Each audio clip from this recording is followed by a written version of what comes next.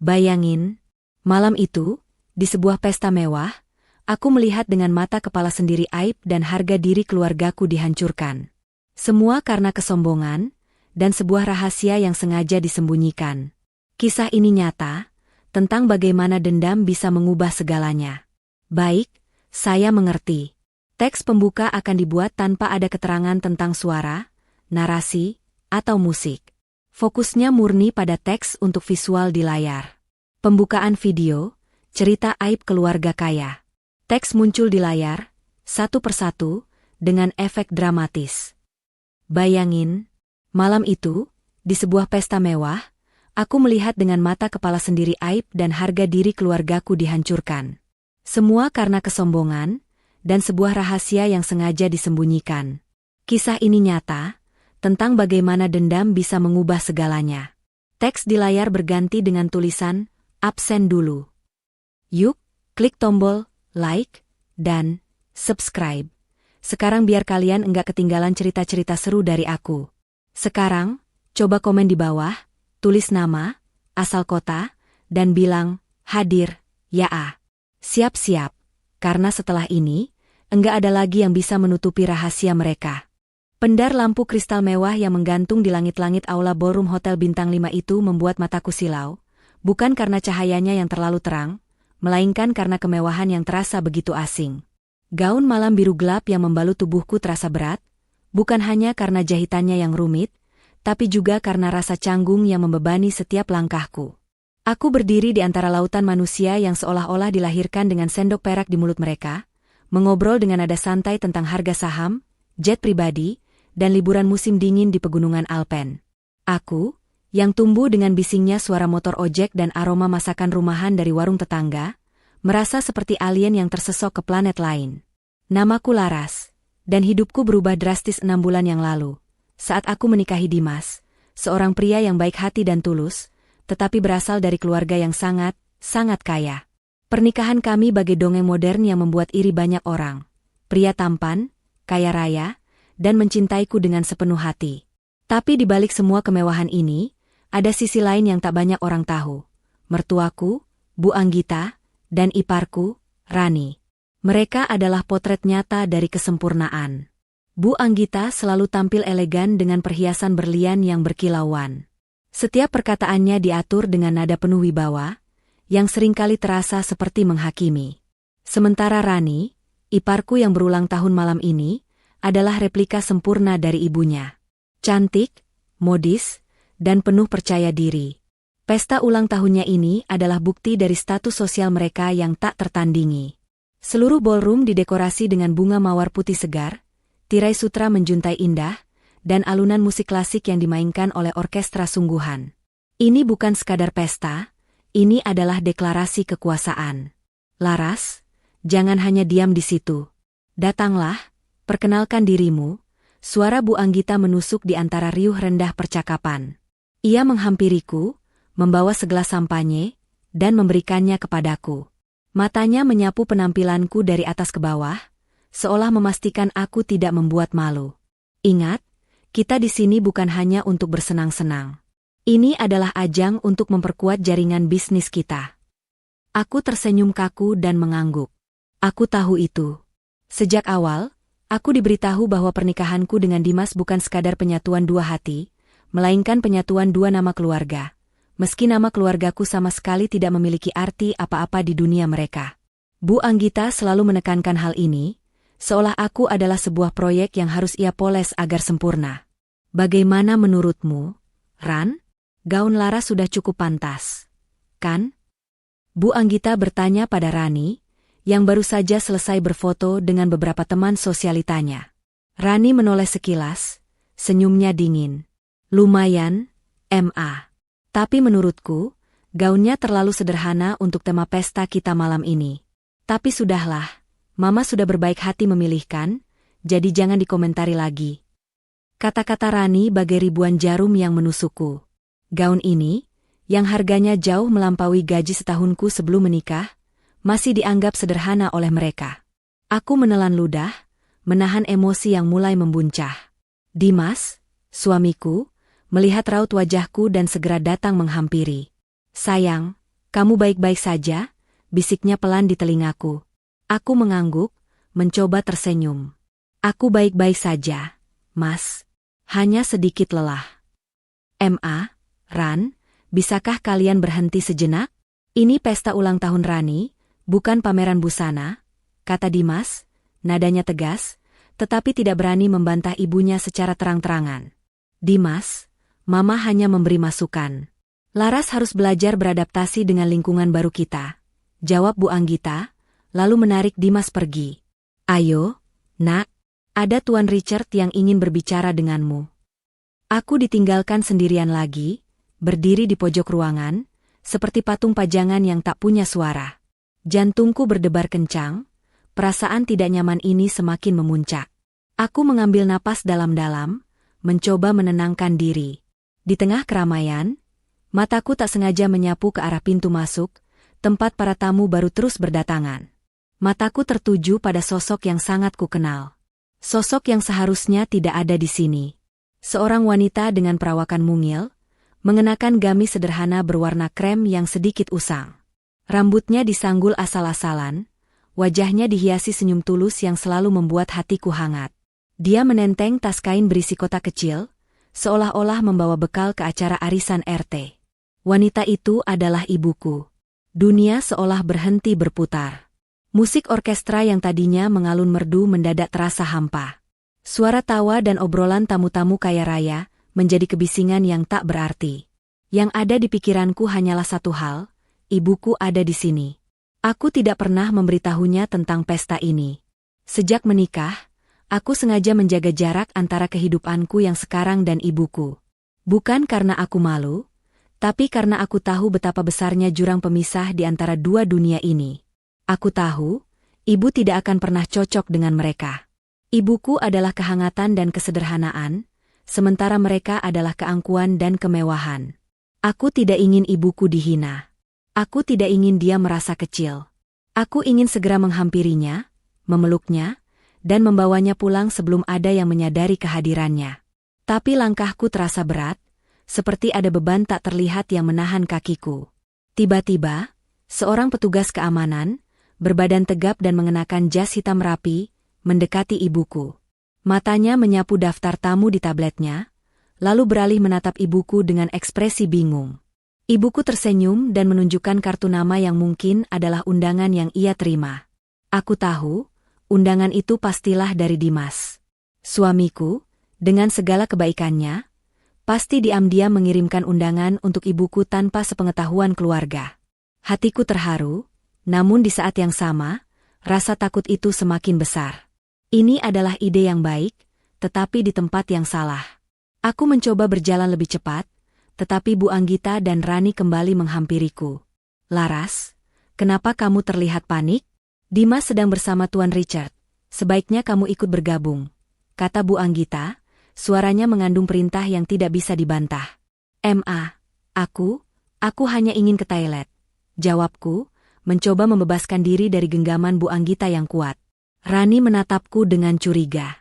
Kau yakin? Wajahmu pucat sekali.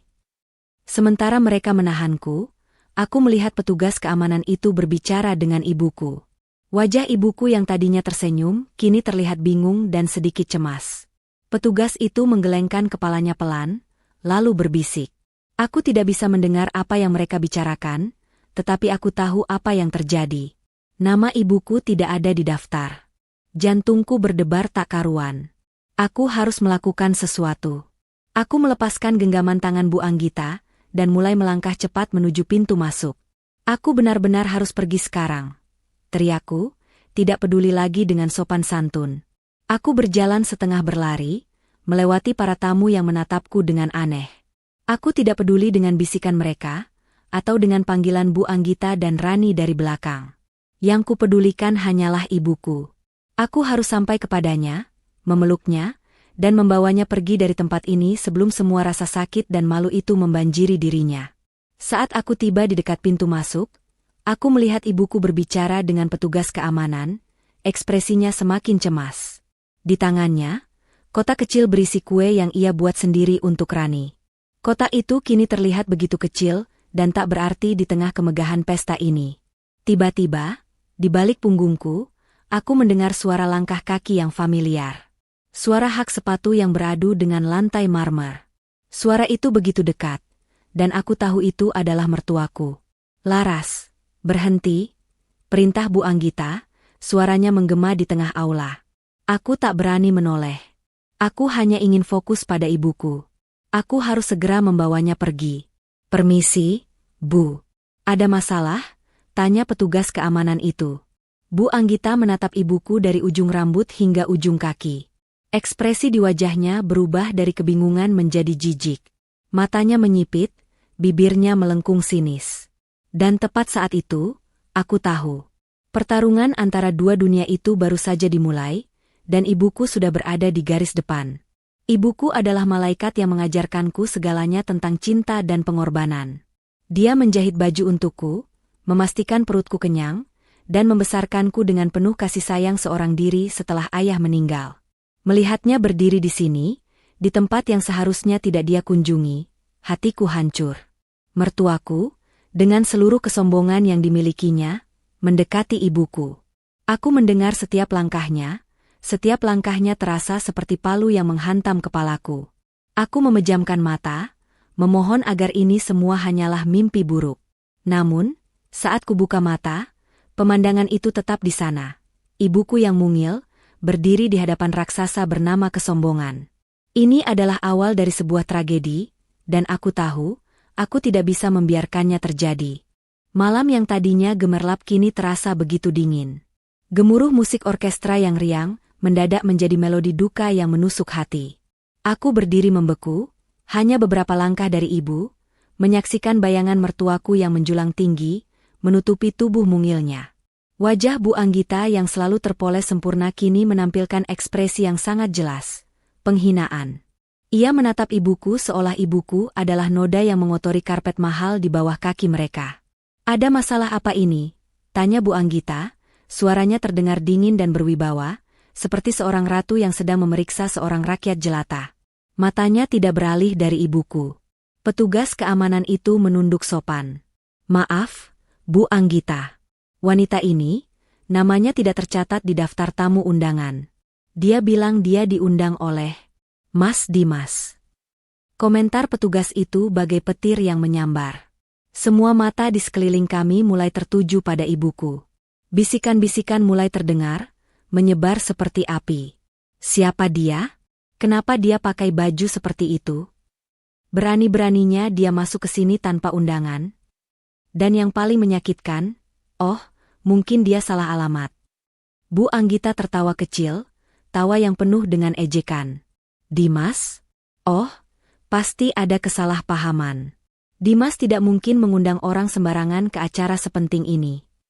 Matanya kembali menatap ibuku, kali ini dengan tatapan yang lebih tajam. "Nyonya, saya rasa Anda keliru. Acara ini privat, hanya untuk kalangan tertentu." Ibuku, yang selalu sopan dan ramah, mencoba menjelaskan dengan suara bergetar. "Maaf, Bu, saya hanya ingin mengantar ini untuk Rani. Dimas yang memberitahu saya tentang pesta ini." Ia mengangkat kotak kecil berisi kue yang dibawanya. Kotak itu tampak begitu menyedihkan di tangannya. Kontras dengan kue-kue mahal yang disajikan di meja prasmanan. Melihat itu, Rani datang mendekat. Ia tertawa renyah, tawa yang tak kalah menusuk dari tawa ibunya. "Oh, Mama, lihatlah. Dia membawa kue buatan sendiri. Ini pesta ulang tahunku, Ma, bukan arisan RW," katanya, lalu melirik ibuku dengan sinis. "Ibu ini siapa? Saya tidak kenal." Rani memang tidak pernah bertemu ibuku. Aku sengaja menjauhkan ibuku dari mereka. Aku tahu, Rani dan Bu Anggita adalah dua orang yang tidak akan pernah bisa menerima ibuku. Mereka hidup di dunia yang berbeda, dan aku tidak ingin mereka merusak kebahagiaan sederhana yang ibuku miliki. Tetapi sekarang, semua rahasia itu terbuka, di depan mata semua orang. Aku masih berdiri di sana, kakiku terasa mati rasa, hatiku terasa seperti dicabik-cabik. Aku melihat ibuku berusaha tersenyum, mencoba menahan air mata yang berkumpul di sudut matanya. Air mata itu adalah air mataku juga. Aku ingat bagaimana ibuku harus bekerja keras sepanjang malam hanya untuk membuat kue-kue itu. Ayahku meninggal saat aku masih kecil, meninggalkan ibu dan aku tanpa harta. Ibuku bekerja serabutan, dari mencuci pakaian hingga membuat kue dan jajanan pasar, hanya untuk memastikan aku bisa sekolah dan makan dengan layak. Ia seringkali tidak makan, agar aku bisa. Tangannya yang mungil, yang kini memegang kotak kue di depan Bu Anggita dan Rani, adalah tangan yang sama yang dulu menggendongku, membesarkanku dengan penuh keringat dan cinta. Maafkan saya, Nak. Saya tidak tahu acara ini sangat formal, kata ibuku, suaranya bergetar. Bu Anggita menyeringai. Tentu saja formal. Acara ini hanya untuk orang-orang ternama. Yang punya nama. Nama besar. Bukan sembarang orang yang bisa masuk ke sini. Kamu tahu, kan? Pesta ini disiarkan di beberapa media. Jika ada foto-foto aneh di sini, reputasi keluarga kami bisa hancur. Setiap kata yang keluar dari mulut Bu Anggita adalah pukulan telak untukku. Ini bukan lagi tentang undangan atau kue. Ini tentang martabat. Mereka menghancurkan martabat ibuku di depan mataku, dan aku tidak bisa melakukan apa-apa. Pandangan mata ibuku beralih kepadaku. Dia melihatku, berdiri di balik kerumunan, menatapnya dengan pandangan penuh rasa sakit. Ibuku memberiku senyum yang lemah, senyum yang penuh dengan maaf. Senyum itu seolah berkata, "Maafkan ibu, Nak. Ibu yang salah." Senyum itu membuat dadaku sesak.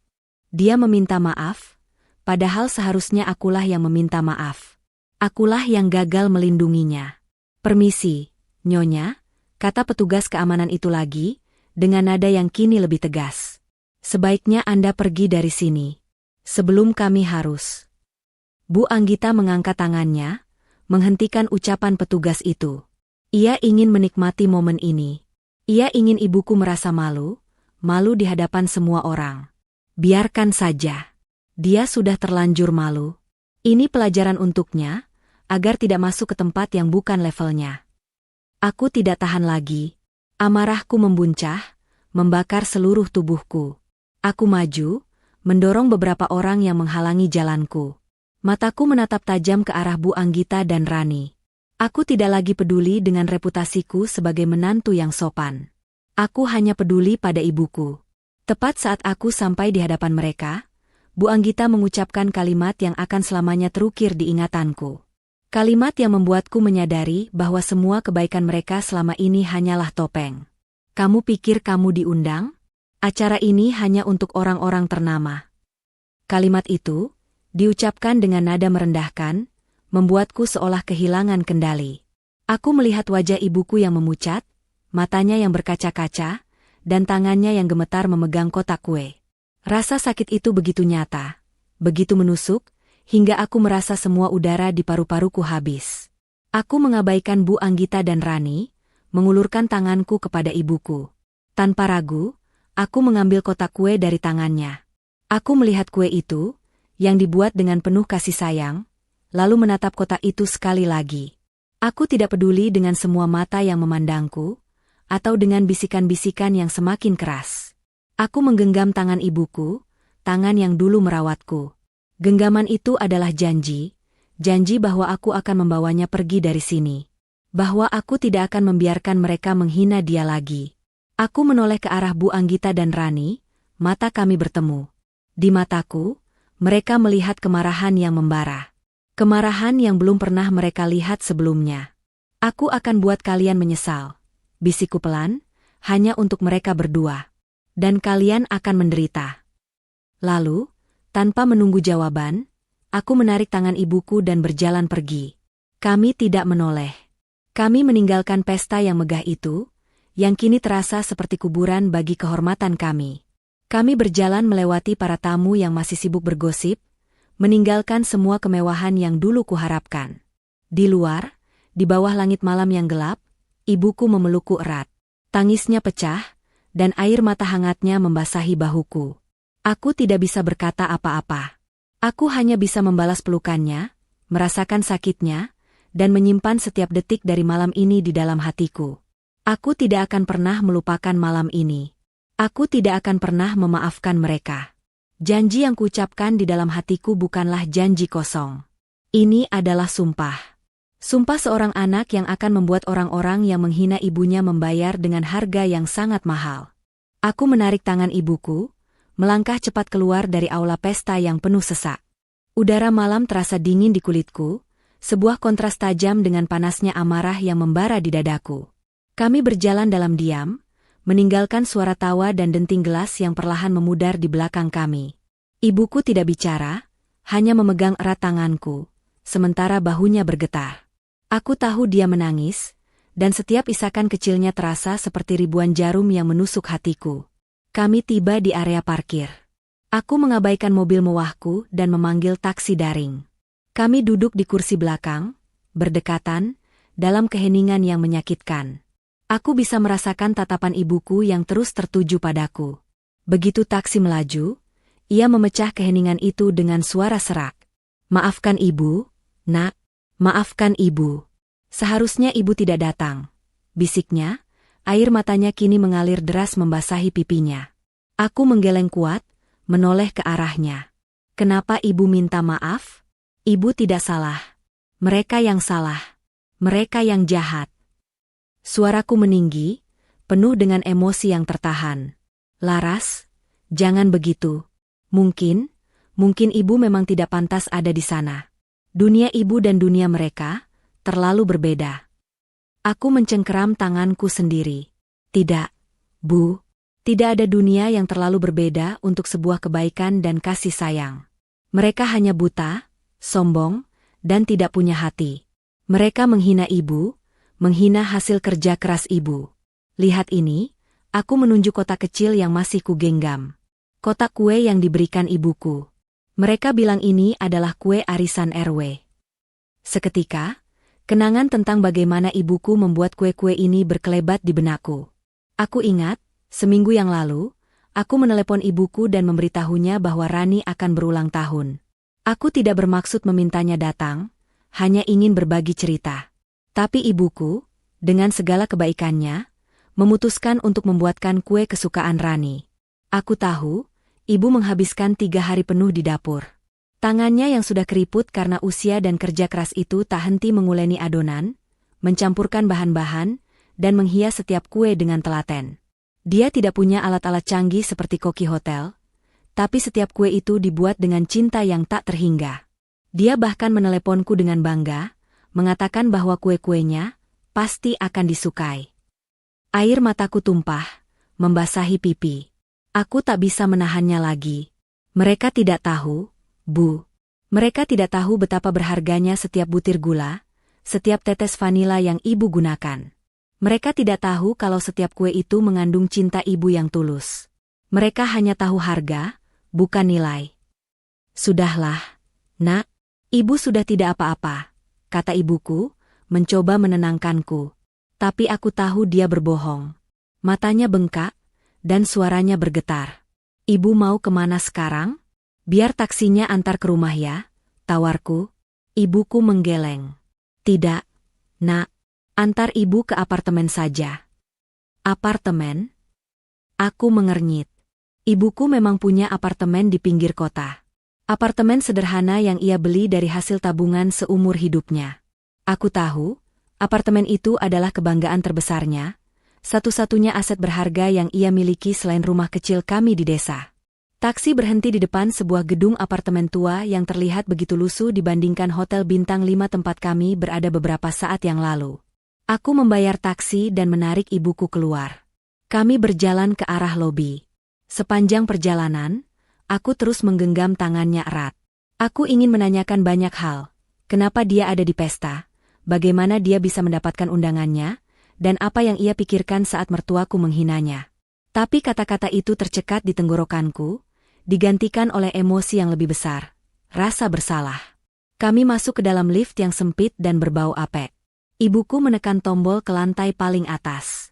Aku mengernyitkan dahi. "Ibu, bukannya apartemen ibu di lantai 2? Ibuku tersenyum lemah. "Bukan, nak. Itu yang dulu. Sekarang ibu pindah." Aku tidak mengerti, tapi aku tidak bertanya lagi. Lift berhenti di lantai teratas. Pintu lift terbuka, dan kami melangkah keluar.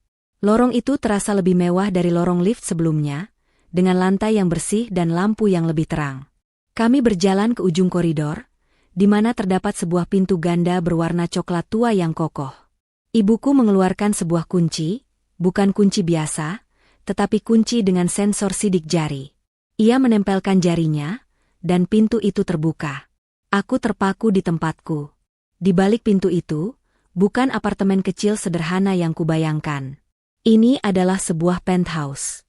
Ruangan yang luas dengan jendela-jendela kaca besar yang memperlihatkan pemandangan kota Bekasi di malam hari yang gemerlap. Interiornya minimalis namun elegan, dengan perabotan mahal dan lukisan-lukisan abstrak di dinding. Aku tidak bisa berkata-kata. "Ibu, ini apartemen ibu?" Tanyaku, suaraku nyaris tak terdengar. Ibuku mengangguk. "Ini salah satunya, Nak." "Salah satunya?" Pikiranku berputar. Apa maksudnya? Ibuku menarik tanganku, mengajakku masuk. Ia menyuruhku duduk di sofa empuk, lalu pergi ke dapur untuk membuatkan teh. Pikiranku masih melayang, berusaha memproses semua ini. Apartemen yang mewah, lukisan-lukisan mahal, dan pernyataan, salah satunya. Siapa sebenarnya ibuku? Ketika ibuku kembali membawa 2 cangkir teh, ia duduk di hadapanku. Wajahnya yang tadinya penuh duka kini terlihat lebih tenang, namun dengan sorot mata yang sulit kujelaskan. Ini bukan lagi tatapan seorang ibu yang sedih karena dihina. Ini adalah tatapan yang menyimpan rahasia besar. "Laras, ada sesuatu yang harus ibu beritahu padamu," katanya, suaranya kini terdengar serius. "Sesuatu yang ibu dan ayahmu sembunyikan selama ini." Jantungku berdebar kencang. Aku meletakkan cangkir tehku, menunggu.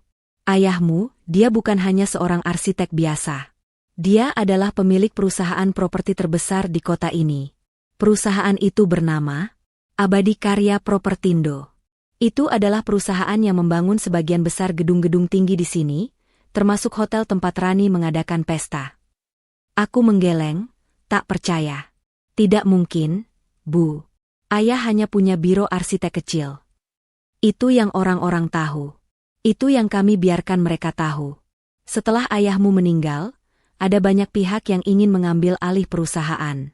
Bisnis properti sangat kejam, Laras. Banyak pesaing yang tidak segan-segan menggunakan cara kotor. Ayahmu sempat mendapat ancaman, dan dia membuat sebuah wasiat.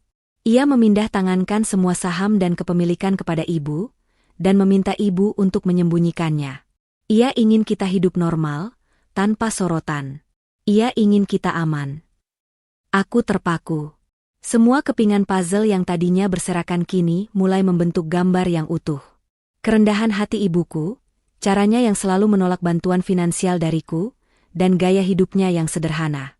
Itu semua bukan karena dia miskin. Itu adalah pilihan. Sebuah rahasia. "Tapi, kenapa? Kenapa ibu tidak pernah memberitahuku?" Tanyaku, suaraku bergetar. "Ibu tidak ingin kamu hidup dalam bayang-bayang kekayaan. Ibu ingin kamu tumbuh menjadi Laras yang rendah hati, yang tahu bagaimana rasanya berjuang, bukan Laras yang hanya bisa bermalas-malasan.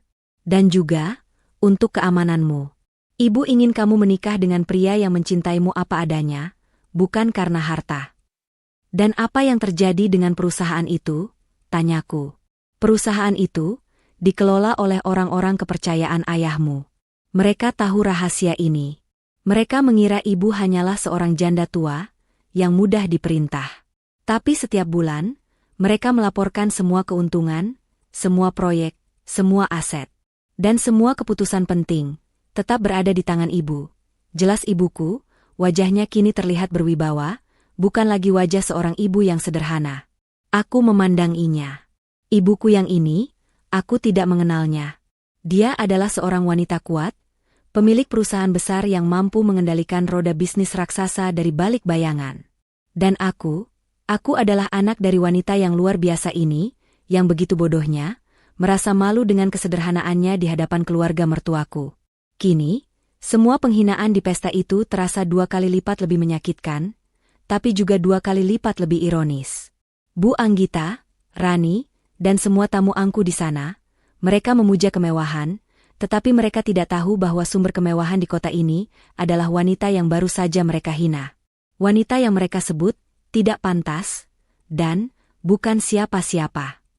Kemarahan yang tadinya membara kini berubah menjadi tekad yang membeku. Aku bangkit dari sofa, menatap ibuku dengan tatapan yang penuh janji. Bu, sudah cukup. Sudah cukup kita bersembunyi. Sudah cukup kita dihina. Sekarang, mereka akan menyesal. Mereka akan menyesal telah membuat kesalahan terbesar dalam hidup mereka.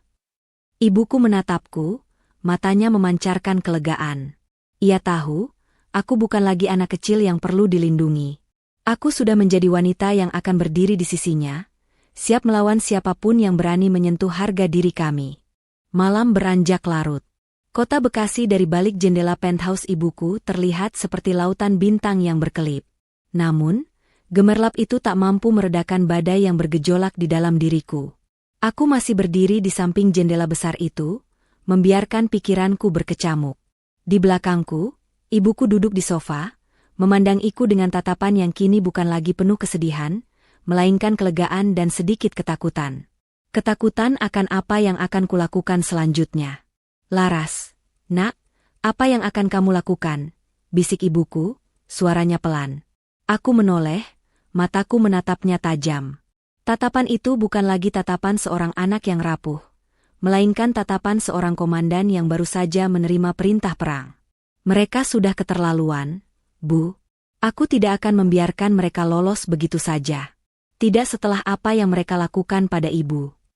Ibuku berdiri, berjalan mendekatiku. Ia memegang tanganku. Dendam tidak akan menyelesaikan apa-apa, nak. Ibu tidak apa-apa. Biarkan saja. Mungkin sudah takdir ibu untuk dihina di sana. Aku menggeleng kuat. Tidak, Bu. Ini bukan takdir. Ini pilihan. Pilihan mereka untuk merendahkan orang lain. Dan aku tidak akan pernah bisa menerima itu. Ini bukan hanya tentang ibu. Ini tentang semua orang yang mereka rendahkan, karena mereka merasa lebih tinggi. Mereka harus belajar. Dan aku yang akan mengajari mereka. Aku menarik napas dalam, lalu mulai menjelaskan rencanaku. Setiap kata keluar dengan jelas dan tegas, seolah semua ini sudah kuatur di kepalaku sejak lama. Ibu adalah pemilik sah dari Abadi Karya Propertindo. Itu artinya, semua aset yang dimiliki keluarga Dimas, sebagian besar, jika tidak semuanya, berasal dari perusahaan ibu. Rumah mewah mereka, mobil-mobilnya, saham di perusahaan-perusahaan lain, semua itu adalah hasil investasi dari perusahaan ayah. Ibuku menatapku, matanya membelalak. Kamu tahu itu semua?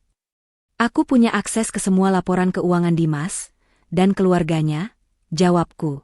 Aku tidak pernah benar-benar memperhatikannya, karena aku tidak pernah peduli dengan kekayaan mereka.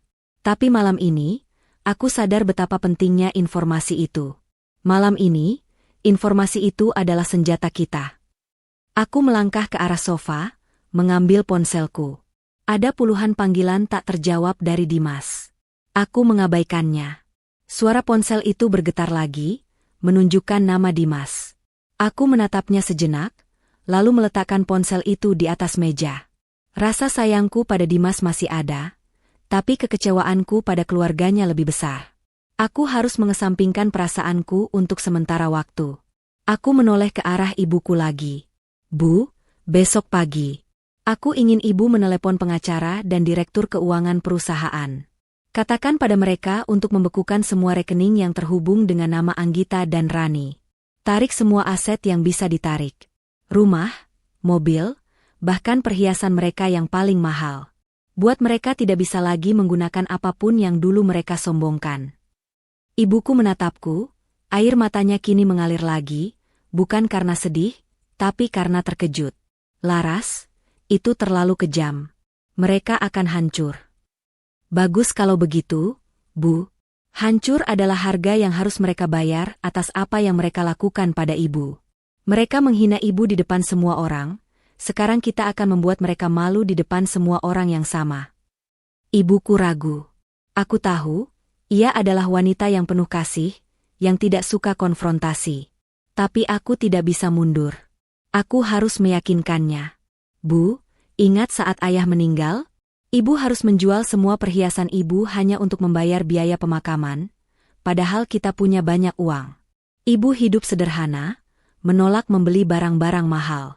Ibu melakukan semua itu demi aku, demi keselamatan kita. Ibu rela berkorban. Sekarang, giliran aku yang berkorban untuk ibu. Aku tidak akan membiarkan mereka menginjak-injak harga diri kita. Kita akan mengambil kembali apa yang seharusnya menjadi milik kita. Aku mengambil napas dalam-dalam. Ini bukan hanya balas dendam, Bu. Ini adalah penegakan keadilan. Ini adalah pemulihan kehormatan. Ibuku menatapku, tatapannya kini berubah. Ia melihat tekad yang tak tergoyahkan di mataku. Perlahan, ia mengangguk. Baiklah, Nak. Ibu percaya padamu. Katakan pada ibu apa yang harus ibu lakukan.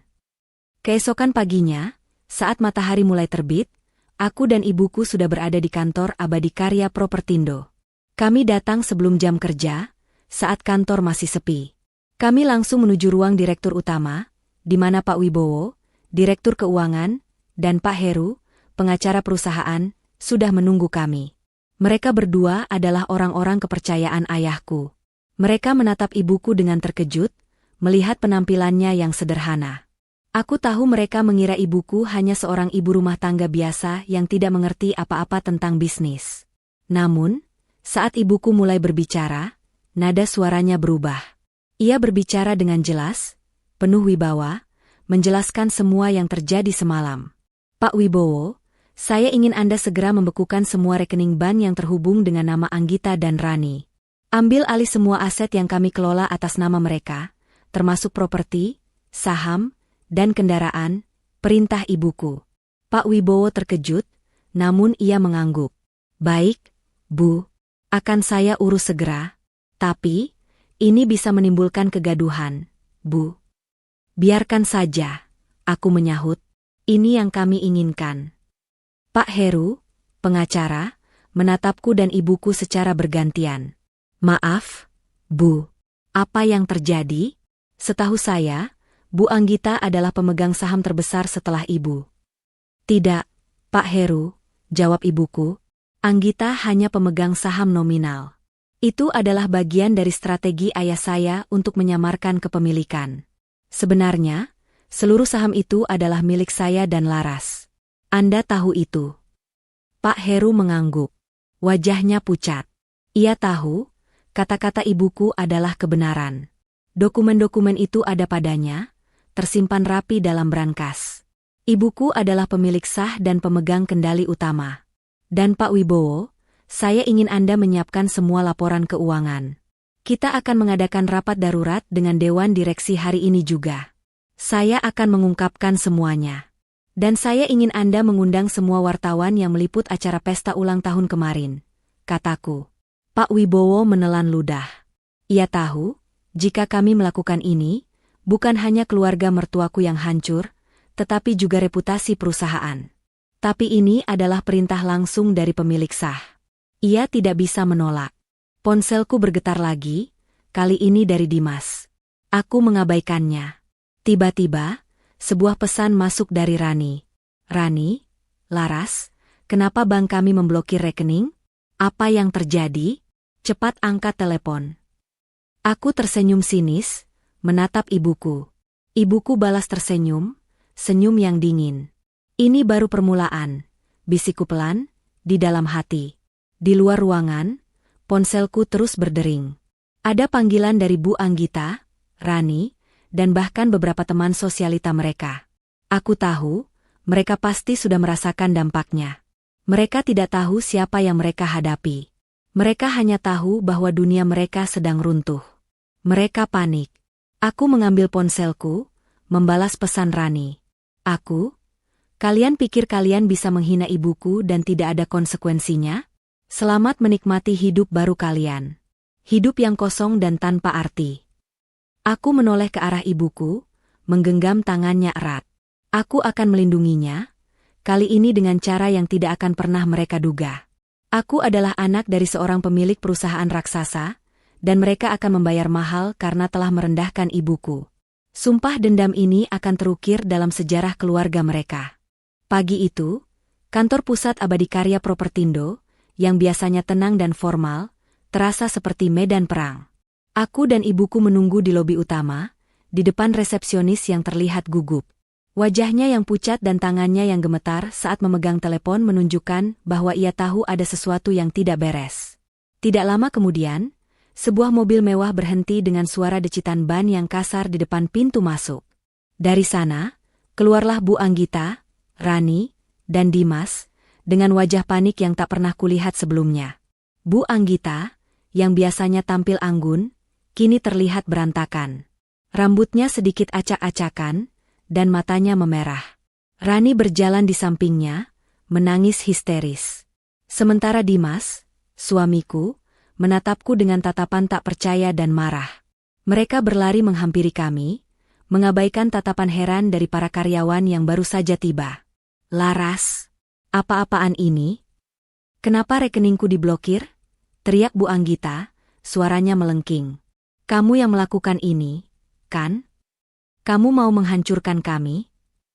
Rani menunjuk ke arahku dengan jari gemetar. "Kau gila. Apa salah kami? Kenapa kau begitu jahat?" Aku menatap mereka dengan tenang, tanpa berkedip. Kemarahan mereka adalah musik paling merdu yang pernah kudengar.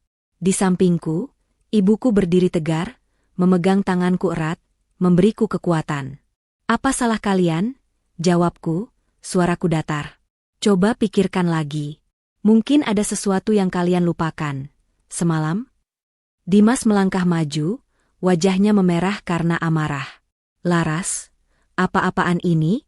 Kenapa kamu membekukan rekening ibuku?" jawab aku. "Dimas, bukankah aku sudah bilang, aku akan membuat kalian menyesal?" "Inilah penyesalannya," kataku, tanpa sedikit pun keraguan.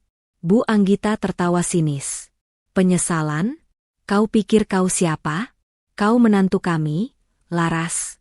Semua yang kau miliki sekarang berasal dari kekayaan kami. Berani-beraninya kau melakukan ini pada kami." Rani menambahkan, dengan air mata yang terus mengalir, "Aku tahu kau tidak pernah cocok dengan keluarga kami. Kau sengaja menghancurkan kami karena iri. Iri karena kau tidak pernah bisa menjadi bagian dari kami." Aku tidak bisa menahan senyum sinisku.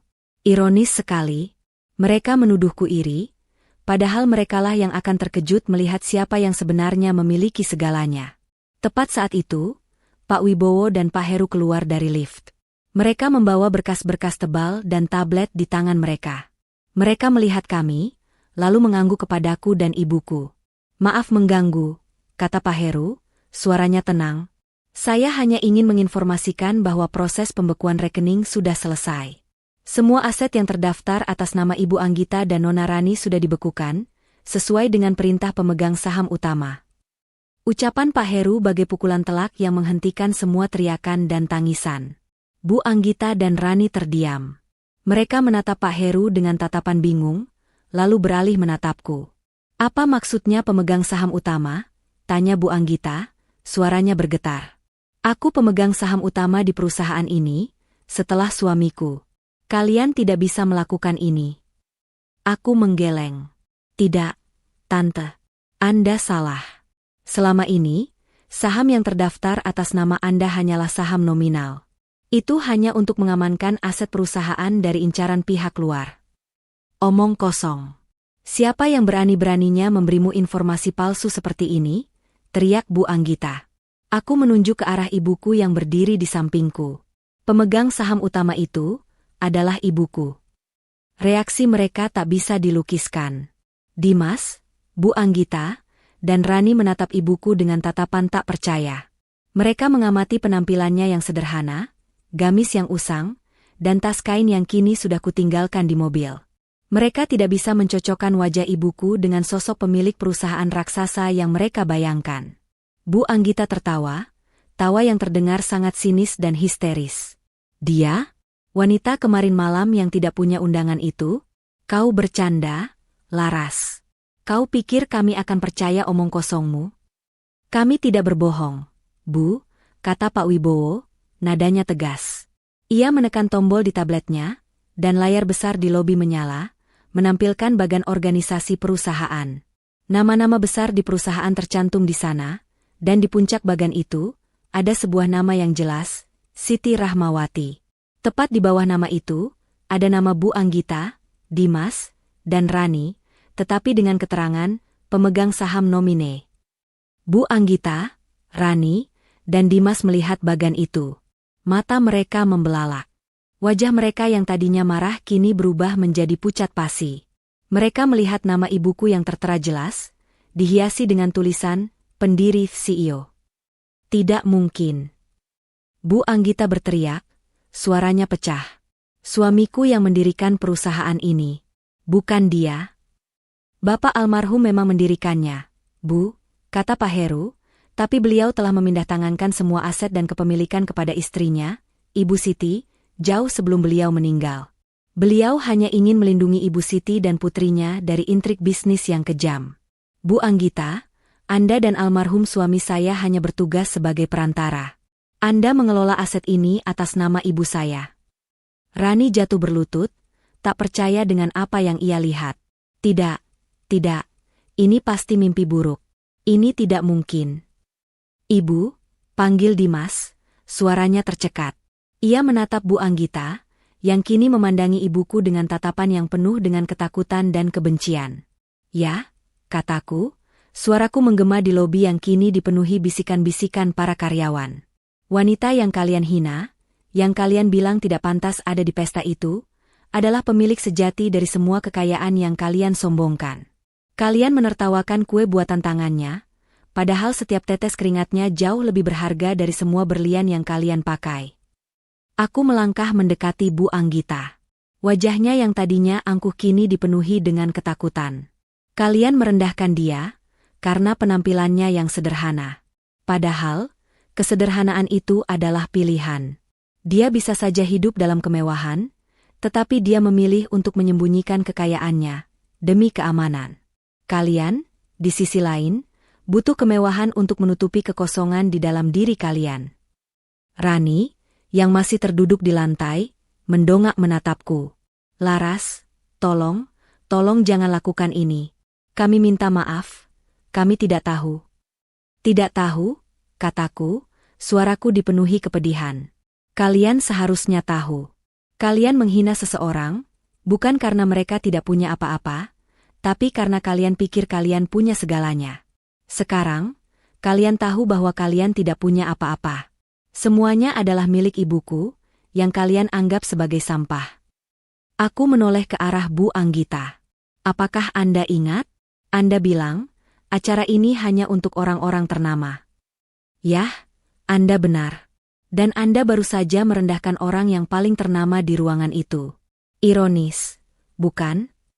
Bu Anggita, yang biasanya penuh wibawa, kini hanya bisa menatapku dengan mata kosong. Ia tidak bisa berkata-kata. Pikirannya pasti kacau, memproses kenyataan pahit bahwa semua kemewahan yang ia miliki adalah pinjaman, dan kini, peminjamnya datang untuk mengambilnya kembali. Dimas, yang selama ini hanya diam, kini menatapku. Laras, aku tidak tahu. Tolong, jangan lakukan ini. Mereka ibuku dan adikku. Aku mohon. Aku menatap Dimas. Rasa sakit di matanya sangat nyata. Tapi aku tidak bisa goyah. Ini bukan hanya tentang mereka. Ini tentang harga diriku, dan yang lebih penting, harga diri ibuku. Aku menggelengkan kepala. Maafkan aku, Dimas.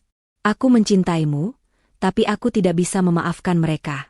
Aku tidak bisa memaafkan orang yang menghancurkan hatiku, dan hati ibuku. Aku melirik Pak Wibowo dan Pak Heru. Mereka mengangguk. Mengerti. Hari ini adalah hari penentuan. Hari ini adalah hari balas dendam. Semua aset yang terdaftar atas nama keluarga mertuaku akan ditarik. Semua rekening akan dibekukan. Mereka akan kembali ke nol, tanpa nama besar, tanpa uang, dan tanpa harga diri. Kepanikan dan kehancuran. Dua kata itu kini tertulis jelas di wajah Bu Anggita, Rani, dan Dimas. Mereka masih berdiri di lobi kantor, terpaku di depan layar besar yang menampilkan nama ibuku sebagai pemilik sejati perusahaan. Semua yang mereka banggakan, semua yang mereka sombongkan, kini terbukti hanya topeng. Topeng yang mereka pakai untuk menutupi kenyataan bahwa mereka hanyalah boneka yang digerakkan oleh uang ibuku. Bu Anggita mencoba untuk kembali berteriak, tapi suaranya tercekat. Ia menatap ibuku dengan mata penuh kebencian dan ketidakpercayaan. Ini tidak mungkin. Kau tidak bisa melakukan ini pada kami. Kami yang membesarkan perusahaan ini. Kami yang bekerja keras. Aku tidak bisa menahan tawa. Tawa yang pahit. Anda bekerja keras? Anda bekerja keras berpesta, berbelanja, dan menghina orang lain, bukan? Perusahaan ini dibangun oleh ayahku, dengan keringat dan darahnya. Ibuku yang mengendalikannya dari balik layar. Anda, dan keluarga Anda, hanya menikmati hasilnya. Anda hanya boneka, yang kini akan ditarik benangnya. Rani yang masih duduk di lantai, kini merangkak mendekatiku, memohon. Laras, tolong, aku mohon, maafkan kami. Aku tidak tahu, aku benar-benar tidak tahu. Kau tidak tahu?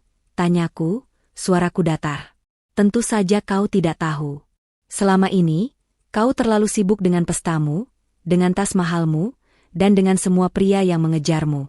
Kau tidak pernah peduli dengan siapa yang sebenarnya memberimu semua itu. Tepat saat itu, Pak Wibowo dan Pak Heru maju, membawa berkas-berkas. Pak Wibowo berbicara dengan suara tegas. Maafkan saya, Bu. Tetapi sesuai dengan perintah Ibu Siti, semua akses kartu kredit dan rekening bank atas nama Ibu Anggita, Nona Rani, dan bahkan Tuan Dimas, sudah dibekukan. Semua aset perusahaan yang terdaftar atas nama Anda, baik itu mobil, properti, hingga saham, sudah ditarik kembali. Kepemilikan sahnya sudah kembali ke pemilik aslinya, Ibu Siti. Rani berteriak histeris, jatuh terduduk di lantai. Ia tak bisa menahan air matanya. Tangisannya kini tak lagi terdengar manja, melainkan putus asa. Bu Anggita memegangi kepalanya, seolah mencoba menahan isi kepalanya yang terasa kosong. Dimas, suamiku, yang selama ini hanya terdiam, kini maju menghampiriku. Wajahnya yang tadinya marah kini berubah menjadi memelas. Laras, tolong, kita bisa bicarakan ini baik-baik. Tolong jangan lakukan ini pada keluargaku. Mereka ibuku dan adikku. Aku menatap matanya, mata yang tadinya begitu penuh cinta, kini dipenuhi dengan kebingungan dan keputusasaan. Dan dia ibuku, kataku, menunjuk ke arah ibuku yang berdiri tegar. Mereka menghinanya, Dimas. Mereka menyebutnya, sampah, di depan semua orang. Apa yang harus kulakukan? Apa yang akan kau lakukan jika ibumu dihina seperti itu? Dimas tidak bisa menjawab. Dia menunduk, tak mampu menatap mataku. Aku tahu dia merasa malu, bukan hanya karena kehancuran keluarganya, tapi karena dia tidak bisa melindungiku, dan yang lebih penting, ibuku. Aku mencintaimu, Dimas. Aku sangat mencintaimu, kataku, air mata mulai menggenang di mataku. Ini adalah perpisahan yang berat. Tapi aku tidak bisa bersama denganmu, jika hatimu terbelah. Aku tidak bisa memaafkan mereka, karena mereka menghina orang yang paling berharga dalam hidupku. Aku membuang pandangan, tidak sanggup menatapnya lagi. Kalian akan diantar keluar oleh petugas keamanan. Jangan coba-coba melakukan apapun, karena kalian akan menghadapi konsekuensi hukum yang berat. Bu Anggita berteriak, kau gila. Aku akan melaporkanmu. Kau tidak bisa mengambil semua yang kami miliki. Silakan, jawabku, suaraku datar. Aku punya semua bukti. Semua dokumen. Semua yang kami ambil adalah milik kami. Kalian hanya meminjam. Dan kini, kami sudah mengambilnya kembali. Beberapa petugas keamanan datang. Mereka mengarahkan Bu Anggita, Rani, dan Dimas ke pintu keluar. Rani masih menangis dan memohon.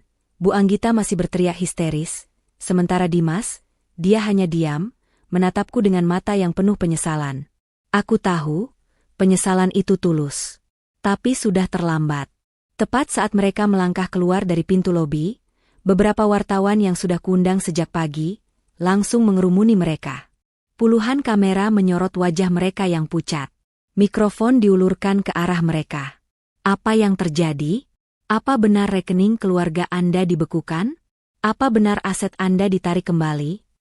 Bu Anggita, yang tadinya penuh wibawa, kini hanya bisa menunduk, menyembunyikan wajahnya. Rani menutupi wajahnya dengan kedua tangan, tak kuasa menahan malu. Dimas, dengan tatapan kosong, hanya diam saja. Momen ini, momen yang kuharapkan, kini menjadi kenyataan. Mereka, yang selalu bangga dengan status sosial mereka, kini dipermalukan di depan semua orang, di depan kamera, di depan mata seluruh kota. Aku menatap ibuku, yang berdiri di sampingku. Ia menatapku, matanya kini penuh dengan kelegaan. Kami menang. Kemenangan ini bukanlah kemenangan yang manis. Ada kepahitan di dalamnya. Tapi ini adalah kemenangan yang kami butuhkan, untuk memulihkan kehormatan kami. Sudah, Nak, bisik ibuku. Kita sudah selesai di sini. Kita sudah membalas dendam. Aku mengangguk. Ya, Bu. Kita sudah selesai. Kami berjalan keluar dari lobi kantor, meninggalkan mereka yang hancur di belakang kami. Langit pagi itu terasa begitu cerah. Rasanya seperti sebuah beban berat telah diangkat dari bahuku. Kami masuk ke mobil, dan aku mengantarkan ibuku ke apartemennya. Selama perjalanan, kami tidak berbicara banyak. Kami hanya duduk dalam diam, menikmati kemenangan kami. Saat kami tiba di apartemennya, ibuku memelukku. Terima kasih, Nak. Ibu bangga padamu. Aku membalas pelukannya. Aku melakukannya untukmu, Bu. Hanya untukmu. Meskipun balas dendam ini terasa pahit, aku tahu bahwa ini adalah satu-satunya jalan. Jalan yang harus kulalui untuk memulihkan kehormatan ibuku, dan untuk menunjukkan kepada dunia bahwa tidak ada yang berhak merendahkan orang lain, hanya karena mereka merasa lebih tinggi. Kehancuran itu terasa begitu nyata saat Bu Anggita, Rani, dan Dimas tiba di rumah. Gerbang rumah mewah mereka, yang biasanya terbuka lebar, kini tertutup rapat. Seorang petugas keamanan, bukan dari tim mereka, berdiri di depan gerbang. Saat Bu Anggita mencoba masuk, pria itu menghentikannya. Maaf, Bu Anggita, kata petugas itu dengan nada sopan namun tegas. Properti ini sudah disita. Sesuai dengan perintah dari pemilik sahnya, Ibu Siti Rahmawati. Wajah Bu Anggita memucat. Kau gila. Aku pemilik rumah ini. Aku akan melaporkanmu. Silakan, Bu, jawab petugas itu, tanpa gentar. Kami memiliki surat-surat resmi. Rani, yang masih terisak-isak, mencoba memasukkan kunci ke pintu mobilnya, tapi alarm mobilnya berbunyi nyaring. Sebuah pesan muncul di layar ponselnya, kendaraan ini telah dinonaktifkan secara permanen. Mohon kembalikan kepada pemilik aslinya. Ia menatap ponselnya dengan tak percaya, lalu menjatuhkannya. Mobil yang ia sombongkan di depan teman-temannya kini tak lebih dari besi tua. Sementara itu, di kantor Abadi Karya Propertindo, aku dan ibuku berjalan menyusuri koridor dengan langkah mantap. Karyawan-karyawan yang melihat kami berbisik-bisik, menatap kami dengan rasa ingin tahu dan terkejut. Mereka melihatku, menantu dari keluarga yang baru saja dipermalukan di depan umum, dan ibuku, seorang wanita sederhana yang ternyata adalah pendiri perusahaan mereka. Kami memasuki ruang rapat dewan direksi, yang sudah dipersiapkan. Para direktur senior, sebagian besar pria parubaya yang selalu memandangku sebagai istri dari pemegang saham, kini berdiri saat kami masuk. Wajah mereka terlihat bingung. Mereka tidak tahu apa yang sedang terjadi, dan mereka menunggu penjelasan. Aku berdiri di depan meja, membiarkan ibuku duduk di kursi utama. Ini adalah momennya. Momen di mana ia kembali mengambil kendali penuh atas kekuasaannya. Selamat pagi, semuanya, kata ibuku, suaranya tenang dan berwibawa. Terima kasih sudah datang di rapat darurat ini. Saya tahu ada banyak pertanyaan di benak Anda semua. Jadi, saya akan langsung pada intinya. Seorang direktur senior, Pak Hartono, memberanikan diri untuk bertanya. Maaf, Bu Siti. Apa benar yang kami dengar, bahwa Anda adalah pemilik sah perusahaan ini?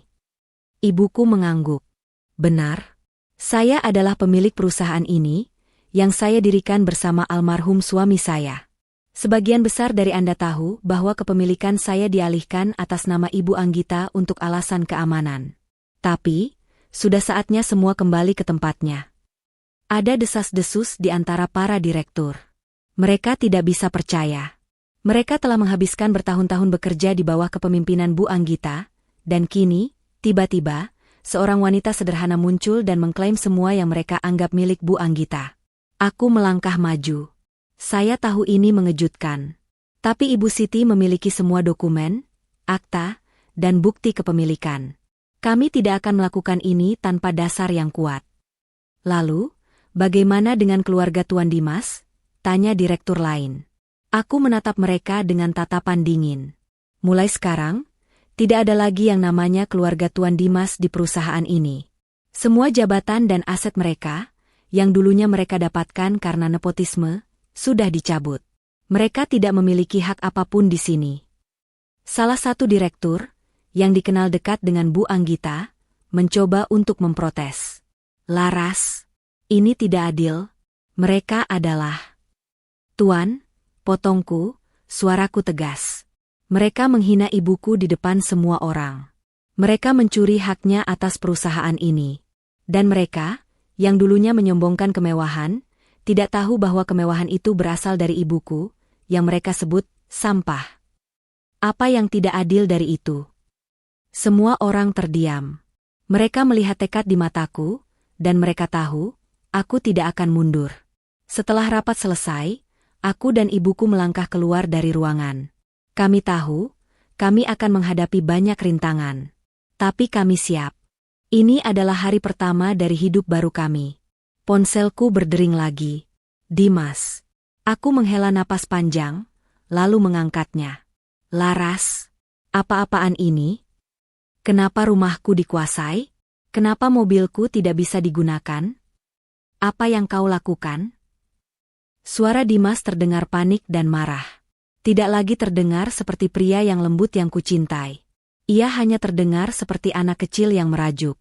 Aku sudah bilang, Mas, mereka yang memulai ini. Bukan aku, jawabku, suaraku dingin. Tapi, kenapa kau melakukan ini pada keluargaku? Ini ibuku, Laras, adikku. Dan dia ibuku, kataku, menunjuk ke arah ibuku yang berdiri di sampingku. Mereka menghinanya, Mas, di depan semua orang. Mereka bilang dia tidak pantas. Apa kau lupa? Dan sekarang, mereka akan mendapatkan balasannya. Laras, jangan seperti ini, tolong, kita bisa kembali seperti dulu. Kita bisa bicarakan ini baik-baik, kata Dimas, suaranya kini memelas. Aku terdiam. Aku memejamkan mata, membiarkan air mata jatuh. Aku mencintainya, tapi aku tahu, kami tidak bisa kembali. Dunia kami sudah hancur. Dinding yang tak terlihat sudah dibangun di antara kami. Maafkan aku, Mas. Tapi ini sudah terlambat. Semua yang kau miliki adalah hasil dari kerja keras ayahku dan ibuku. Dan mereka sudah mengambilnya kembali. Kalian harus membayar mahal atas kesalahan kalian, kataku, lalu menutup teleponnya. Tepat saat itu, beberapa wartawan yang sudah kuundang datang. Mereka langsung mengarahkan kamera ke arah kami. Aku menatap ibuku, ia mengangguk. Selamat pagi, semuanya, kataku, suaraku lantang. Kami tahu, Anda semua penasaran dengan berita yang beredar. Jadi, kami di sini untuk mengonfirmasinya. Semua aset dan rekening atas nama Ibu Anggita, Nona Rani, dan Tuan Dimas sudah dibekukan. Mereka tidak lagi memiliki hak apapun atas perusahaan ini. Wajah para wartawan terkejut. Mereka tidak menyangka bahwa berita itu benar. Dan untuk mengklarifikasi, ibu saya, Ibu Siti Rahmawati, adalah pemilik sah dari Abadi Karya Propertindo. Beliau adalah pendiri perusahaan ini bersama almarhum ayah saya. Semua yang mereka miliki adalah pinjaman, dan pinjaman itu kini sudah ditarik kembali, kataku. Sontak, seluruh wartawan mulai mengajukan pertanyaan. Aku menjawab setiap pertanyaan dengan tenang, menjelaskan semua yang terjadi. Aku tahu, berita ini akan menyebar ke seluruh kota, dan keluarga mertuaku akan hancur. Tapi aku tidak peduli. Ini adalah harga yang harus mereka bayar atas apa yang telah mereka lakukan. Setelah konferensi pers selesai, aku dan ibuku berjalan keluar dari kantor. Aku memegang tangannya erat. Kemenangan ini terasa pahit, tapi juga melegakan. Akhirnya, kami bisa hidup tenang. Tanpa bayang-bayang mereka. Pagi berganti siang, siang berganti malam. Hari-hari berlalu. Berita tentang kejatuhan keluarga kaya yang sombong itu menyebar seperti api di seluruh kota. Mereka yang dulu memuja Bu Anggita dan Rani kini bergosip tentang kebangkrutan mereka. Perusahaan Abadi Karya Propertindo, di bawah kepemimpinan ibuku dan aku, kembali bersinar. Kami membersihkan semua praktik korup dan mengganti manajemen lama yang tidak kompeten dengan orang-orang yang berbakat. Ibuku, yang tadinya hanya seorang ibu rumah tangga biasa, kini duduk di kursi pimpinan, memimpin rapat dengan wibawa dan kebijaksanaan yang mengejutkan semua orang. Aku mengambil peran sebagai wakil direktur, yang bekerja langsung di samping ibuku. Aku belajar dengan cepat, memahami seluk-beluk bisnis properti yang begitu rumit. Kami bekerja dari pagi hingga larut malam. Dulu, aku sering merasa lelah dengan tuntutan sosialita, tapi kini, kelelahan ini terasa berbeda. Ini adalah kelelahan yang memuaskan, karena aku tahu, aku sedang membangun sesuatu yang nyata. Sementara kami sibuk membangun kembali perusahaan, hidup Bu Anggita, Rani, dan Dimas hancur. Aku tahu itu, karena aku masih memiliki beberapa sumber di antara pelayan dan supir mereka yang setia kepadaku. Mereka menceritakan bagaimana Bu Anggita, yang dulu tidak pernah mau menyentuh pekerjaan rumah tangga, kini harus membersihkan apartemen sewaan kecil mereka sendiri. Rani, yang tadinya hanya peduli pada tas dan sepatu bermerek, kini harus mencari pekerjaan paruh waktu di sebuah kafe. Aku tidak tahu bagaimana kabar mereka, karena aku sudah memblokir semua kontak mereka, termasuk Dimas. Aku sibuk dengan hidupku, dengan semua tanggung jawab baru yang datang. Tapi sebuah pesan di ponselku suatu malam mengubah segalanya. Pesan itu hanya bertuliskan, aku ingin bicara. Tolong, Laras. Ini penting. Dimas. Hatiku berdebar kencang. Aku tahu, aku harus menemuinya. Aku tidak bisa lari dari masalah ini selamanya. Kami bertemu di sebuah kafe kecil, jauh dari pusat kota. Saat ia datang, aku hampir tidak mengenalinya. Ia tidak lagi mengenakan pakaian mahal. Ia hanya mengenakan kaos biasa dan celana jeans usang. Wajahnya terlihat lelah, matanya memancarkan rasa bersalah yang mendalam. Kami duduk, dan ia menatapku dengan tatapan yang penuh penyesalan. Laras, aku minta maaf. Aku tahu, apa yang dilakukan ibuku dan Rani padamu dan ibumu tidak bisa dimaafkan. Aku minta maaf. Aku terlalu pengecut untuk membela kalian. Air mataku jatuh.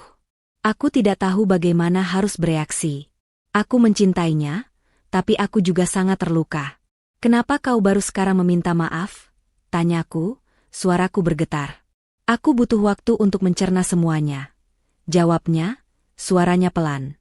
Aku butuh waktu untuk menyadari bahwa apa yang kita miliki dulu bukanlah kebahagiaan sejati. Itu hanyalah kepalsuan. Kekayaan itu merusak kami. Membuat kami sombong. Aku bahkan tidak menyadari betapa jahatnya ibuku dan Rani, sampai mereka kehilangan segalanya. Sekarang kau tahu, Mas? Tanyaku. Ia mengangguk. Aku tahu. Kami sudah kehilangan segalanya. Rumah, mobil, uang, teman bahkan martabat kami. Aku tahu kau yang melakukannya. Tapi aku tidak menyalahkanmu. Kau hanya melakukan apa yang seharusnya kau lakukan. Kau membela ibumu. Aku terdiam, membiarkan air mataku mengalir. Aku melihatnya, pria yang kucintai, yang kini sudah menjadi orang yang berbeda. Ia tidak lagi sombong. Ia tidak lagi memandang rendah orang lain. Ia telah belajar. Tapi apakah itu sudah cukup? Lalu, apa yang akan kau lakukan sekarang? Tanyaku. Aku akan mencari pekerjaan. Aku akan bekerja keras, memulai dari nol. Aku ingin menjadi pria yang bisa kau banggakan, Laras. Pria yang pantas untukmu. Ada ketulusan di matanya. Aku tahu ia tidak berbohong. Aku tahu ia sudah berubah. Tapi di sisi lain, aku tidak bisa melupakan bagaimana ia diam saja saat ibuku dihina di pesta itu. Itu adalah luka yang sulit disembuhkan. Aku tidak tahu. Mas, aku tidak tahu. kataku, air mataku terus mengalir. Kita tidak bisa kembali ke masa lalu. Terlalu banyak yang terjadi. Ia mengangguk. Aku tahu. Tapi aku akan menunggumu, Laras. Aku akan menunggumu sampai kau bisa memaafkanku. Sampai kau bisa menerima kembali aku. Aku tidak bisa menjawab. Aku hanya bisa menatapnya. Kami berpisah di sana. Tanpa janji. Tanpa harapan. Hanya ada kesedihan. Beberapa hari kemudian, saat aku dan ibuku sedang makan siang di sebuah restoran sederhana, aku melihat Bu Anggita dan Rani di seberang jalan. Mereka sedang mengantri di sebuah warung makan, terlihat lusuh dan tidak terurus. Wajah Bu Anggita terlihat begitu tua, dan matanya tidak lagi memancarkan kesombongan, melainkan kepasrahan. Rani terlihat kurus, dan ia memandang makanan di warung dengan tatapan yang sangat lapar. Aku memejamkan mata. Inilah akhir dari balas dendamku. Aku sudah membuat mereka menderita. Aku sudah membuat mereka menyesal. Tapi anehnya, aku tidak merasa puas. Aku tidak merasa senang. Yang kurasakan hanyalah kekosongan. Ibuku memegang tanganku. Sudah, Nak, jangan dipikirkan. Mereka sudah mendapatkan balasan mereka. Aku mengangguk. Ya, Bu. Aku menyadari, balas dendam tidak akan pernah membuatku merasa bahagia. Kekuasaan tidak akan pernah membuatku merasa puas. Yang membuatku merasa puas adalah melihat ibuku bahagia. Melihatnya tersenyum. Melihatnya memimpin perusahaan dengan kebanggaan. Kemenangan sejati bukanlah menghancurkan musuh, tapi membangun kembali diri sendiri. Aku dan ibuku adalah pemenang sejati. Kami tidak hanya mengambil kembali apa yang menjadi hak kami, tetapi kami juga menemukan kembali diri kami sendiri.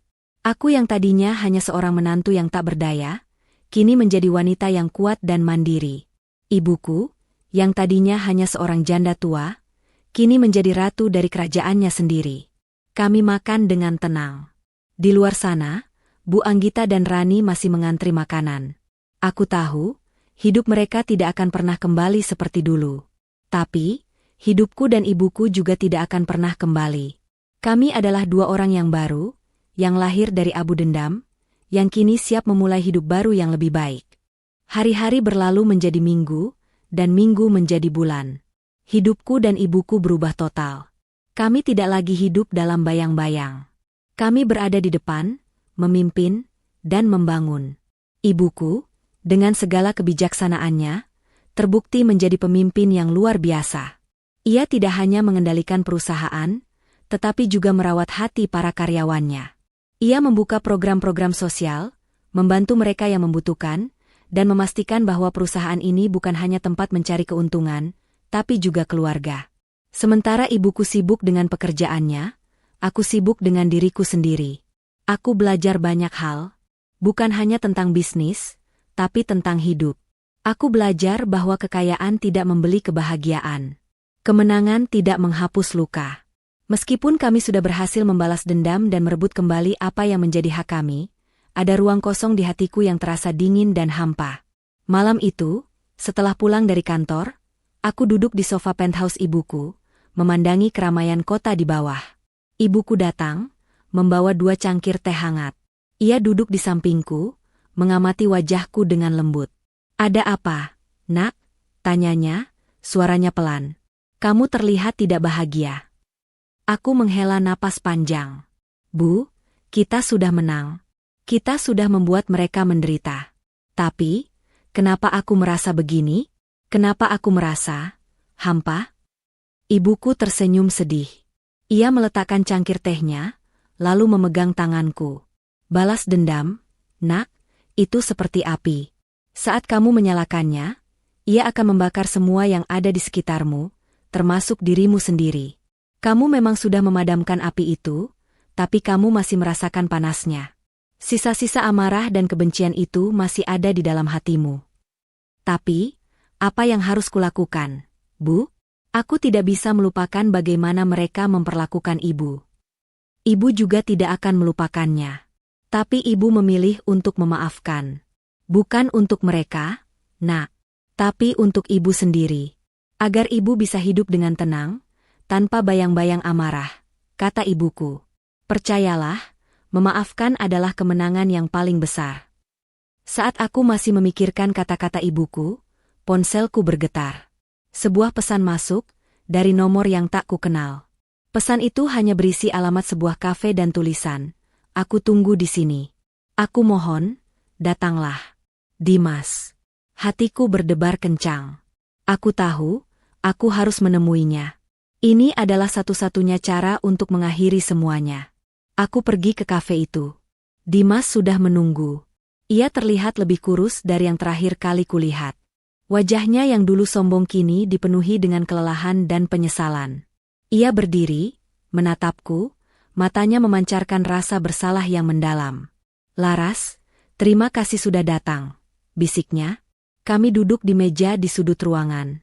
Suasana canggung. Kami tidak tahu harus memulai dari mana. Aku minta maaf, Laras. Aku minta maaf atas semua yang keluargaku lakukan padamu dan ibumu. Aku minta maaf karena aku terlalu pengecut untuk membela kalian. Katanya, suaranya bergetar. "Kenapa, Mas? Kenapa kau tidak melakukan apa-apa? Apa kau lupa, kita adalah suami istri?" Tanyaku, air mataku mulai menggenang. Dimas menghela napas panjang. Aku terlalu terbiasa dengan kemewahan itu. Aku terlalu terbiasa dengan status sosial itu. Aku takut kehilangan semuanya. Aku tahu apa yang dilakukan ibuku dan Rani salah, tapi aku tidak punya keberanian untuk melawan mereka. Aku terlalu takut. Tapi kini, kau sudah tidak takut lagi. Aku sudah kehilangan semuanya, Laras. Dan aku sadar, aku tidak butuh semua itu. Yang kubutuhkan hanya kamu. Aku menyadari, kekayaan itu tidak membuatku bahagia. Aku bahagia saat bersamamu. Aku bahagia saat kita bisa tertawa bersama. Aku sudah kehilangan segalanya, tapi aku tidak ingin kehilanganmu juga. Aku terdiam, membiarkan air mataku mengalir. Aku melihat ketulusan di matanya. Aku tahu ia tidak berbohong. Ia sudah benar-benar berubah. Ia sudah menjadi pria yang lebih baik. Aku tahu, apa yang kulakukan padamu dan ibumu tidak bisa dimaafkan. Tapi, tolong, aku mohon, beri aku kesempatan. Aku akan membuktikan padamu bahwa aku sudah berubah. Aku akan bekerja keras, memulai dari nol. Aku akan menjadi pria yang pantas untukmu, katanya. Aku menggeleng, air mataku terus mengalir. Aku tidak tahu, Mas. Aku tidak tahu. Terlalu banyak yang terjadi. Aku bangkit, meninggalkannya. Aku tidak tahu harus menjawab apa. Aku mencintainya, tapi luka yang ia timbulkan terlalu dalam. Aku harus memberinya waktu. Dan aku harus memberiku waktu juga. Di perjalanan pulang, aku melihat sebuah pemandangan yang membuat hatiku bergetar. Aku melihat Rani di pinggir jalan, memegang sebuah papan kecil. Ia sedang mempromosikan sebuah produk minuman. Ia yang tadinya selalu tampil mewah dengan pakaian bermerek, kini mengenakan seragam lusuh. Rambutnya diikat asal-asalan. Ia mencoba tersenyum kepada orang-orang yang lewat, tapi senyumnya terlihat begitu tulus. Bukan senyum paksaan. Bukan senyum sombong. Aku berhenti, menatapnya dari kejauhan. Ia tidak melihatku. Ia hanya fokus pada pekerjaannya. Aku melihat bagaimana ia berinteraksi dengan orang-orang, bagaimana ia berbicara dengan sopan. Ia yang dulu selalu menghina orang lain, kini harus merendahkan dirinya sendiri untuk mencari nafkah. Aku tahu, penderitaan yang ia alami telah mengubahnya. Aku tidak tahu harus berbuat apa. Aku hanya diam, menatapnya, sampai ia menghilang dari pandanganku. Saat itu, aku menyadari. Aku sudah mendapatkan balas dendamku. Mereka sudah membayar mahal. Aku tidak perlu lagi memikirkan mereka. Aku sudah bebas. Aku kembali ke penthouse, di mana ibuku sudah menunggu. Ia melihat air mataku. Ia tidak bertanya apa-apa. Ia hanya memelukku erat. "Kamu sudah tahu jawabannya, Nak," bisiknya. Aku mengangguk. Aku memejamkan mata, membiarkan diriku tenggelam dalam pelukannya. Aku sudah memaafkan. Bukan untuk mereka, tapi untuk diriku sendiri. Ini adalah akhir dari balas dendamku, dan awal dari hidup yang baru. Matahari sore menyinari jendela penthouse ibuku, menciptakan lukisan cahaya keemasan di lantai marmer. Sebulan sudah berlalu sejak hari itu. Sebulan yang penuh dengan pekerjaan, pertemuan, dan juga introspeksi. Hati yang tadinya hampa kini mulai terisi, bukan dengan amarah, melainkan dengan kedamaian. Aku telah memaafkan, dan kini aku bisa melihat dunia dengan mata yang berbeda. Pagi itu, aku dan ibuku memutuskan untuk pergi ke tempat yang sudah lama tidak kami kunjungi, rumah kecil kami di pinggir kota. Rumah itu masih berdiri di sana, sama persis seperti saat aku meninggalkannya. Dindingnya yang usang, catnya yang mengelupas, dan halamannya yang dipenuhi bunga-bunga liar. Ini adalah tempat di mana aku dan ibuku membangun hidup kami, dengan keringat dan cinta. Kami berjalan masuk. Aroma masakan ibu, kenangan akan tawa dan tangisan, semua berkelebat di benakku. Aku memejamkan mata, membiarkan semua kenangan itu membanjiri diriku. Ibuku memegang tanganku. Ia tersenyum. Senyum yang penuh dengan kebanggaan. Ini adalah tempat di mana kita belajar arti hidup. Nak, kita belajar untuk tidak pernah menyerah. Kita belajar bahwa kekayaan sejati bukanlah uang, tapi keluarga, katanya. Kami tidak datang hanya untuk mengenang. Kami datang untuk melakukan sesuatu yang lebih. Di depan rumah itu, sudah menunggu beberapa orang dari Yayasan Yatim Piatu yang berfokus pada membantu para ibu tunggal. Aku dan ibuku memutuskan untuk mendonasikan rumah ini kepada mereka.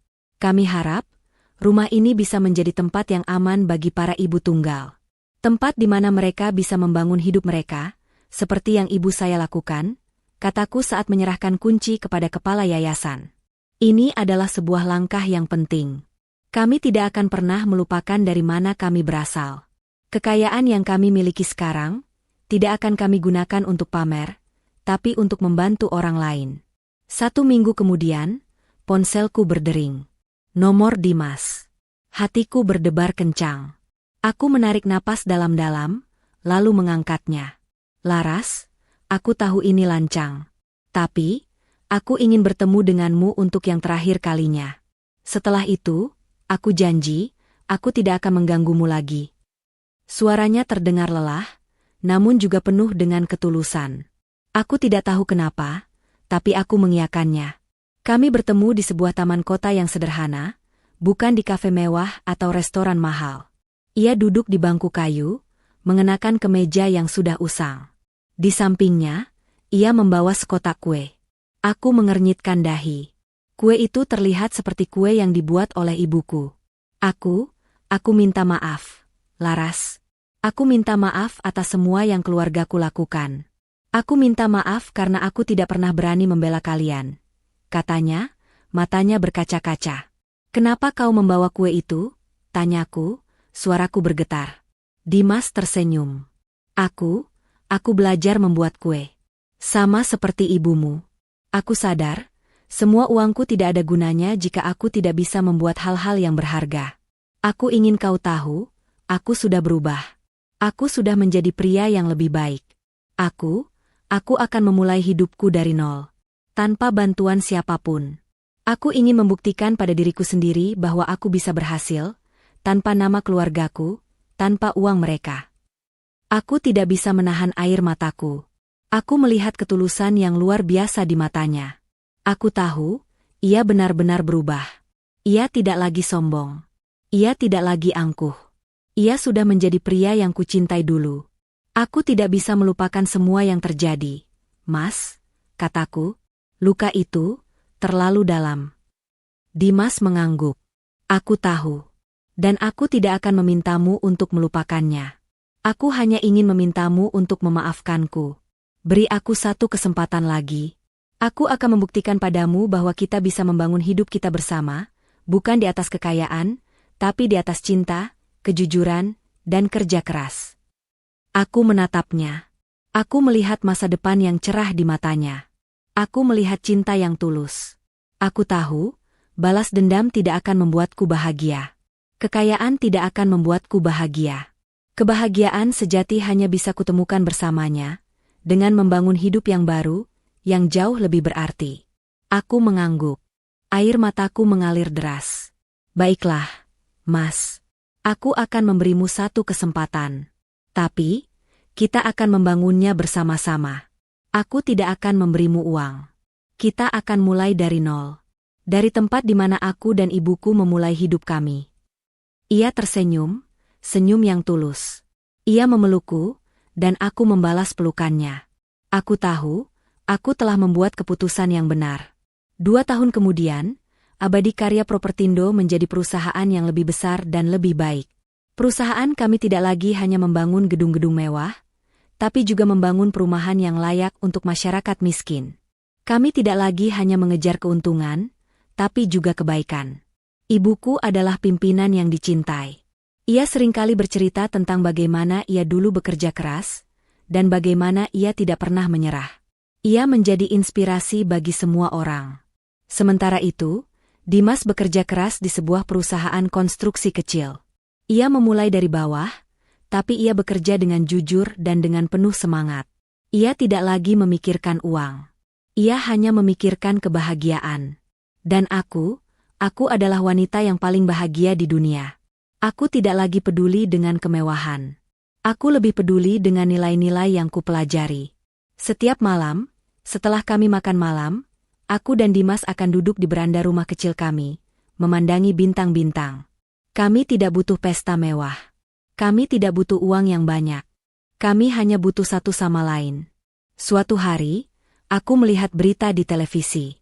Bu Anggita dan Rani kini membuka sebuah bisnis kue kecil di sebuah warung di pinggir jalan. Mereka terlihat bahagia. Mereka tidak lagi sombong. Mereka sudah berubah. Dan aku merasa puas. Bukan karena mereka menderita, tapi karena mereka sudah menemukan jalan mereka sendiri. Kisah kami, yang dimulai dengan air mata dan dendam, berakhir dengan cinta dan kedamaian. Aku belajar bahwa kemenangan sejati bukanlah menghancurkan musuh, tapi membangun kembali diri sendiri. Dan aku tahu, aku sudah menjadi pemenang sejati. Pesan moral dari cerita ini adalah bahwa kekayaan sejati bukanlah tentang harta benda, melainkan tentang kehormatan, ketulusan, dan cinta. Kesombongan membawa kehancuran. Keluarga mertua hancur karena mereka merendahkan orang lain, tanpa menyadari bahwa orang yang mereka hina adalah sumber dari semua kekayaan mereka. Balas dendam tidak akan memberikan kebahagiaan sejati. Meskipun Laras berhasil membalas dendam dan membuat keluarganya menderita, ia menyadari bahwa kemenangan sejati bukanlah menghancurkan musuh, melainkan menemukan kedamaian dan membangun hidup yang lebih baik. Pengampunan adalah kemenangan terbesar. Baik Laras maupun keluarga mertuanya baru bisa menemukan kedamaian setelah mereka belajar untuk memaafkan. Pada akhirnya, cerita ini mengajarkan bahwa hidup yang paling berharga adalah hidup yang dibangun di atas integritas, kerendahan hati, dan cinta yang tulus, bukan di atas kemewahan dan keangkuhan.